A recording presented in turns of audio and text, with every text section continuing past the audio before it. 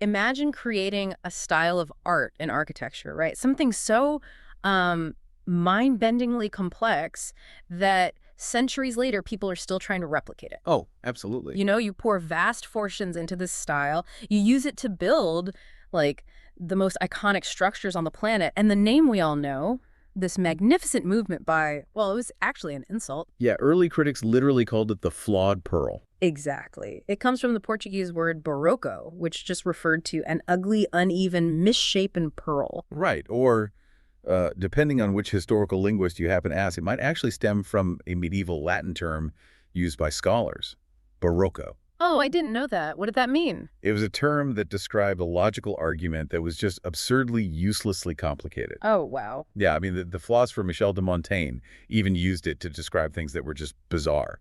It was absolutely a term of derision. That is just such a wild beginning for an era that gave us some of the most celebrated high art in human history. It really is. Well, welcome to our deep dive into the Baroque. Today, we're unpacking a massive stack of your sources. We've got historical accounts, architectural analyses, musical critiques, all to understand this period that fundamentally rewired how human beings experience the world. We are looking roughly at the 17th to the mid-18th centuries here. Right. And our mission today is to move way beyond that dusty textbook definition of the Baroque as just, old fancy buildings with too much gold leaf. Because to truly grasp this era, you really have to realize that before the Baroque was considered fine art, it was a weapon. A weapon. Wait, how so? Well, it was a tool. I mean, we are conditioned today to treat art as this purely intellectual exercise, right? Yeah. You walk into a pristine museum, stand behind a velvet rope, read a placard, and just quietly observe. Right, very polite, very restrained. Exactly. But the Baroque was the exact opposite of that polite experience. It was a calculated, multisensory campaign designed to just capture human emotion. So it wasn't supposed to be subtle. Not at all. It wanted to grab you by the collar and shake you. Okay, so we have to figure out how a term for bizarre and uselessly complex became the absolute defining aesthetic of an entire era. It's a huge shift. It is. And I'm looking at the timeline in our sources, and the catalyst seems to be one of the biggest institutional crises in history, which is the Counter-Reformation. Yeah, that is ground zero. The Catholic Church basically convened the Council of Trent from 1545 to 1563. Because they were bleeding followers. Exactly. They were hemorrhaging followers of the Protestant Reformation. And the Protestants had a very specific visual strategy at the time. Which was what, exactly? They were promoting a severe, austere aesthetic. I mean, they whitewashed church walls, smashed statues, and just completely stripped away the sensory distractions. So they wanted people to focus purely on the written word of God. Right. Internal piety over external showiness. Okay, so if we think about this in modern terms, they were essentially offering the public a stripped-down acoustic set, like just a guy and a guitar, no backing track, and demanding you focus strictly on the lyrics. That's a great way to put it. And the Catholic Church recognized that, well, while that appeals to the intellect, it doesn't necessarily thrill the masses. They were losing the PR war. Big time. Yeah. So they decided to put on a stadium rock show. The Council of Trent actually issued decrees stating that art should communicate religious themes by appealing directly and overwhelmingly to human emotion. So they didn't just want to teach the everyday worshiper. No, they wanted to overwhelm them. Completely. It's basically the ultimate immersive marketing blitz. They understood you don't win a culture war with pamphlets alone. You win it with spectacle. Exactly. Spectacle is persuasive. But looking at the sources, this wasn't purely a Catholic phenomenon forever, right? It kind of bled over the ideological lines. It did, yeah. The awe-inspiring power of this style was it was too effective to ignore. Oh, really? Who else picked it up? Well, Lutheran Baroque develops shortly after. In parts of Germany, Lutherans actually weaponized the Baroque style as a confessional marker of their own identity. Wow, okay. I wouldn't have expected that. Yeah, it was particularly a response to Calvinist iconoclasm, where Calvinists were actively destroying religious images. Right, taking austerity to the extreme. Exactly. So the massive Dresden Frauenkirche is a prime example of the Lutheran response.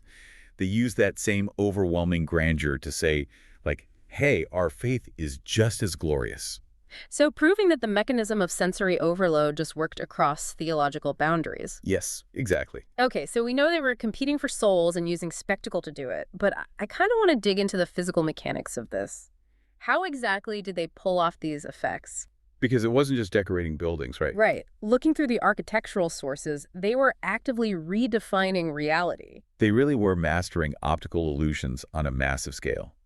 They realized early on that if you can manipulate a person's perception of physical space, you manipulate their state of mind. Okay, I have to stop at this one specific example from the sources because my brain just cannot process the math of it. Oh, which one? Francesco Borromini's design for the Palazzo Spada in Rome, it's just wild. Oh, yes. Yeah. That is a masterpiece of illusion. He built this courtyard hallway that is physically, 7 meters long? But to a person standing at the entrance, it looks 30 meters long. It's incredible. How does the human eye actually fall for that when we're talking about a physical space built out of solid three-dimensional stone? Well, he achieved it through a ruthlessly precise use of forced perspective. He didn't just build a straight hallway. Okay. He angled the floor so it sloped slightly upward. Oh, wait. The floor was sloped. Yes, and he angled the ceiling so it sloped downward. And he used columns lining the hallway that physically shrink in size the further back they go. That is just insane. He actually worked with a mathematician to calculate the exact convergence points. So your brain, which assumes walls are straight and columns are uniform, interprets that shrinking space as massive distance. Wow. Yeah, and there's a statue at the end of the hallway that looks life-size from the entrance, but if you walk up to it, it only comes up to your thigh.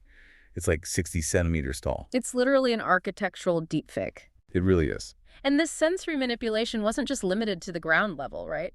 If you walked into a church and looked up, the walls literally seemed to vanish. Right, you're referring to quadratura. Yeah, the Tremblay ceiling painting. Exactly. The artist would paint these fake architectural frames on the curved vaults of a ceiling, using extreme foreshortening. To make it look 3D. Yes, and they painted the sky beyond those fake frames so perfectly that it looked as though the roof of the church had been blown completely off.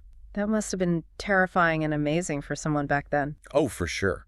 From the floor, crowds of painted angels and saints appear to be spilling over the edges, like floating down into the physical space of the viewer. And the painters working on canvases were doing something kind of similar with light, weren't they? I mean, Caravaggio is constantly mentioned in these sources. Yes, Caravaggio was pioneering chiaroscuro. Remind me, that's the intense contrast, right? Exactly. Chiaroscuro is the intense, violent contrast of light and dark. Caravaggio just totally abandoned the tranquil, evenly lit, perfectly balanced scenes of the Renaissance. Right, everything used to be so softly lit. Instead, he painted his subjects as if they were in a pitch-black room with a harsh, single theatrical spotlight aimed right at them. It's very dramatic. Highly dramatic. And they are never static. They're in mid-action, muscles straining, faces showing visceral terror or ecstasy, their clothes blown by unseen winds. Okay, I have to push back on this entire philosophy for a second, though. Sure, go ahead. We have shrinking hallways, fake ceilings, theatrical spotlights. Doesn't this inherently make the emotion kind of, I don't know, fake? How do you mean?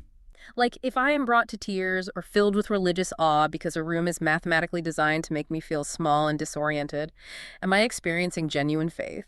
Or am I just falling for a parlor trick? It feels incredibly manipulative. That is the exact tension of the era. You've hit the nail on the head. Good to know I'm not the only one feeling manipulated. But you have to remember, to the Baroque mind, that manipulation wasn't a trick. It was actually the vehicle for spiritual truth. Explain that. How is a trick the truth? We have to understand their core belief. Knowledge and faith aren't just concepts to be learned intellectually.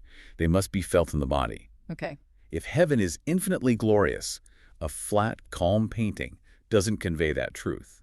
You have to physically simulate the disorientation of the infinite. Ah, I see. The illusion forces the viewer into an immediate visceral reaction that just bypasses the rational brain. To them, the physical trickery was totally justified because the emotional destination was real. So the end totally justifies the means.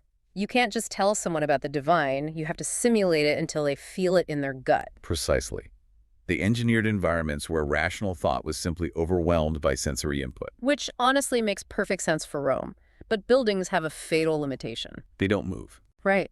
They rely on the audience traveling to them. So if the Baroque was this ultimate tool for projecting power, it couldn't just stay in Italy. It had to cross borders. And it did, massively. But the sources show that as it spread globally, it mutated. It definitely wasn't a one-size-fits-all export. No, it was incredibly elastic. Yeah. And the contrast between how different rival nations adapted it tells you basically everything about their cultural priorities. Yeah, the contrast between France and Spain in the sources is almost comedic. It really is. You have King Louis XIV, the Sun King, the man who eventually builds Versailles, and he's expanding the Louvre in Paris. So he invites Gian Lorenzo Bernini, the absolute rock star of Italian Baroque, to design it. A huge deal at the time. Right. And Bernini submits these sweeping, dynamically curved, wildly dramatic blueprints, and Louis just flat out rejects them. Yeah, Louis found them far too exuberant. He wasn't a fan of the drama. Not that kind of drama. Yeah. The French monarchy wanted to project absolute, unquestionable authority, not emotional volatility. So they developed what became known as the Louis XIV style. Right, which looks very different. Very. It retained the massive scale and the gold of the Baroque, but it imposed severe rational control. It was obsessed with strict symmetry, straight lines, and classical proportions.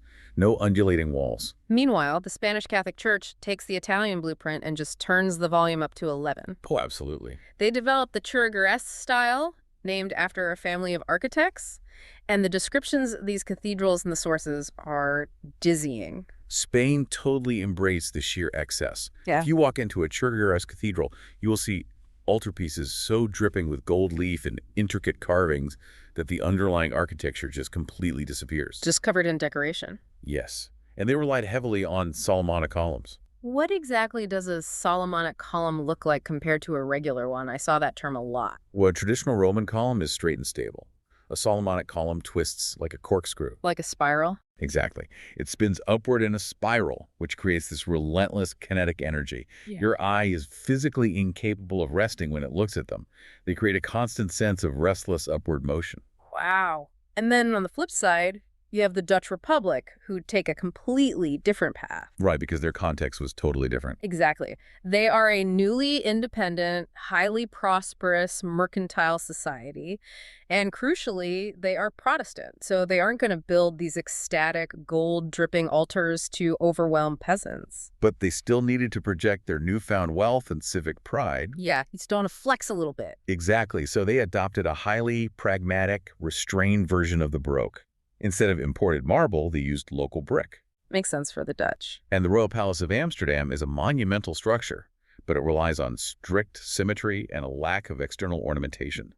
It basically proves the Baroque could communicate massive civic dignity without the theatrical religious ecstasy. But I think the most fascinating mutation in the sources is what happens in the Americas.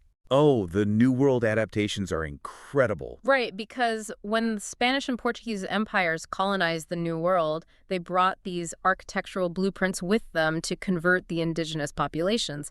But the actual structures look wildly different from what was built in Madrid or Lisbon. Right. This is the phenomenon of missionary Baroque. How did that work exactly? Well, the European colonizers provided the core structure, but the actual physical construction and detailed artistry were executed by indigenous and Criollo artisans. And those artisans didn't just blindly execute a European vision. Not at all. It reminds me of, like, open source software. Oh, how so? Like, the Europeans provided the core code, the layout of a basilica, the concept of an altarpiece, but the indigenous artisans entirely rewrote the user interface. That's a great analogy. They infused the structures with their own local materials, their own visual languages, and their own cultural sensibilities. You see this incredible hybridity across Mexico and the colonial murals of Peru. What kind of details stand out? You have traditional Catholic saints, but they are suddenly surrounded by local, tropical flora and fauna instead of European motifs.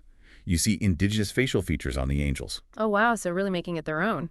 Exactly. You see vibrant, pre-Columbian color palettes that never existed in Rome. The Baroque proved to be an elastic framework that could be translated into almost any cultural dialect. But again, we run into the limitation of physical objects. Architecture, paintings, altarpieces, they just sit there. True. If you really want to saturate human emotion on every level, you have to export that sensory overload into the very air people breathe. Which brings us to the airwaves and the stage. The music and theater of the time. Right. The Baroque completely rewrote the rules of sound and performance. And this is where that original insult, the flawed pearl, really comes back into play. Yes, I loved this detail in the sources. The term Baroque music started as a literal complaint from a disgruntled critic. A very harsh review. In 1733, a critic reviewed an opera by the French composer Jean-Philippe Rameau and absolutely hated it. He was not a fan. No, he wrote that the music was du Baroque. He complained that it lacked a coherent, hummable melody. The meter was constantly shifting, and it was packed with unremitting dissonances. Even the philosopher Jean-Jacques Rousseau wrote that this new music was harsh and unnatural. Why were they so offended by it? Because the musicians of the era were doing exactly what the architects were doing. They were breaking the classical rules to force an emotional reaction. Okay. They started using massive amounts of ornamentation, improvising wildly, and focusing on jarring contrasts in volume and speed. But to achieve those contrasts, they needed new technology, didn't they? I mean, the harpsichord wasn't going to cut it anymore. Definitely not. The problem with a harpsichord is the mechanism. What's wrong with it? It plucks the string. So when you press a key, you get one volume. It doesn't matter how hard or soft you strike the key, the output is exactly the same. So you literally cannot build emotional tension through volume. Exactly. You can't start quiet and swell to a loud finish. Yeah. Enter Bartolomeo Cristofori. Ah, the keeper of the instruments for the Medici family in Italy. And he invents the pianoforte. Which literally means soft, loud in Italian. That is so literal. It really is. Cristofori replaced the plucking mechanism with a hammer that strikes the strings. So for the first time in history, a keyboard player could actually build a crescendo. They could start with a whisper, and by simply striking the keys harder, they could build to an absolute scream. Exactly. The instrument itself suddenly had dynamic emotional range. It's a complete game changer, and the playwrights were tearing up the rule book right alongside the musicians. Oh, absolutely. Look at Lope de Vega in Spain. Right. For centuries, theater had been chained to Aristotle's ancient rules, the unities of action, time, and place. Meaning a play had to have one single plot, take place in one specific location, and occur over the span of a single day.